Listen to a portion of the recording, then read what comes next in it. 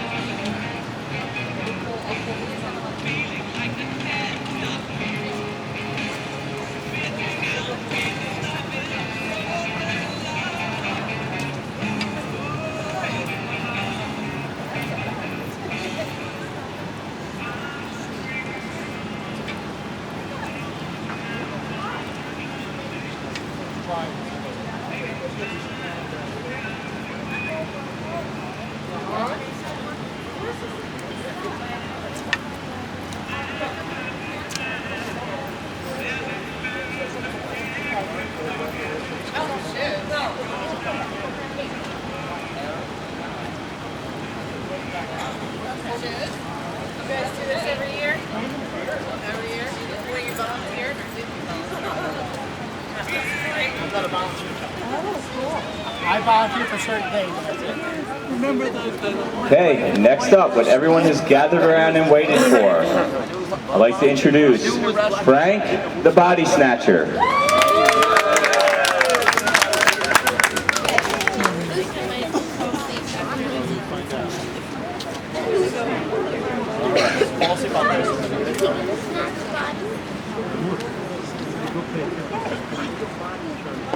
Don't fall asleep.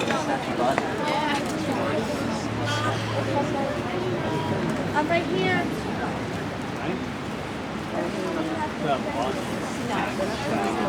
Well, good evening to you all. Well, give it up for Frank one more time. He's old and he needs that encouragement. I thank you. Now, my Christian name is Frank. And I say that to you because I want you to know that I am a Christian. I am as God-fearing a man as has ever toiled this earth. But from the stories I'm about to tell, that might not seem too obvious. True, I may not be able to recite the good book chapter and verse like the Right Reverend Bishop Kemp, but I believe what my heart tells me. And my heart tells me that the spirit is pure and whole, no matter what sorry state the body happens to be in. It's awful morbid thinking, to be sure, but then, well, I have an awful morbid tale to tell. And I first came to Baltimore when I was a right young lad. My kinfolk came from Ireland, taking passage on the Atlantic to avoid the famine. Now, I was just a babe in swaddling clothes, too young to remember the voyage, too young to remember my mother dying on board from the scurvy.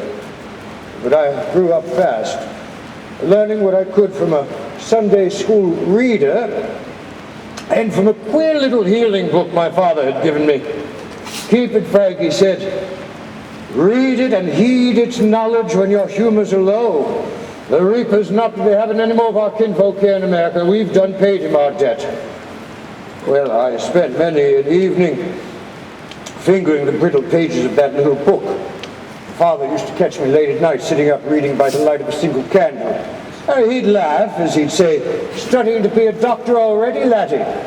If only I could get you to tend to your chores the way you tend to that book. Now put out that candle before you set us all aflame. There'll be plenty of time for you to practice your healing." The last career in medicine was not to be. No, we were too poor to afford the learning, you see. Besides, medicine was for the dandies and the aristocrats, not for the commonality.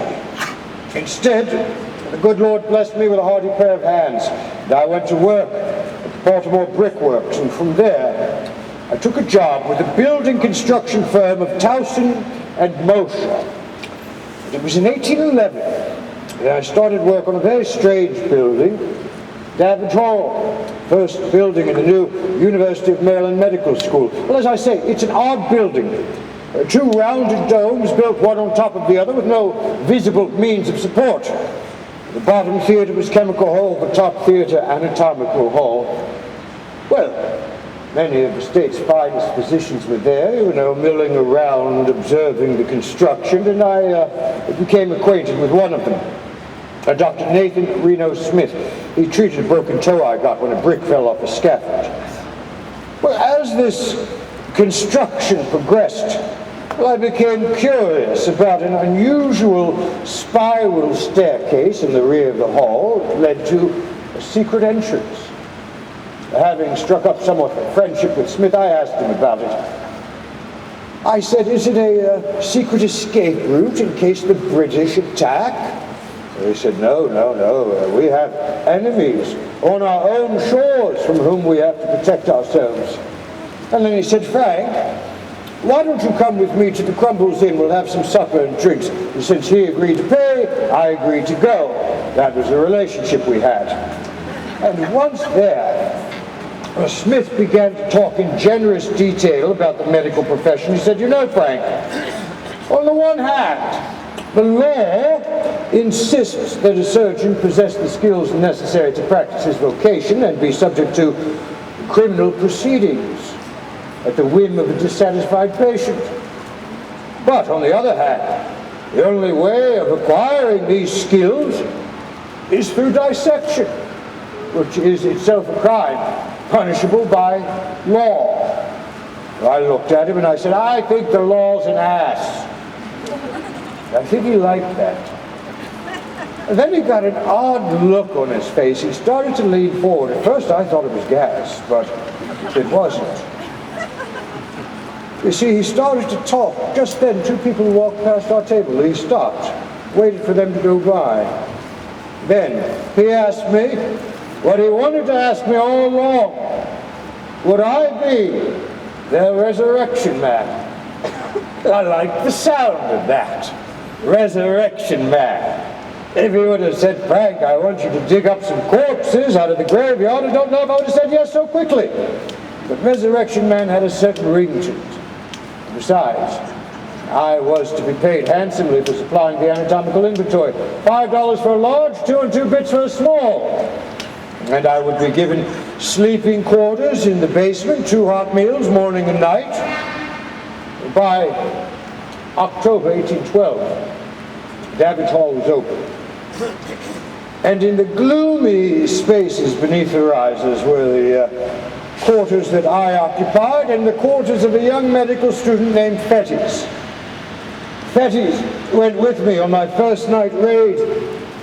Well, it was a cool and foggy October evening. Fettes and I, we snuck out of that secret entrance behind David's Hall. We headed 2 blocks north, right here, the old Western burial ground. Of course, at that time, wasn't a church here at all. It was just an open boneyard.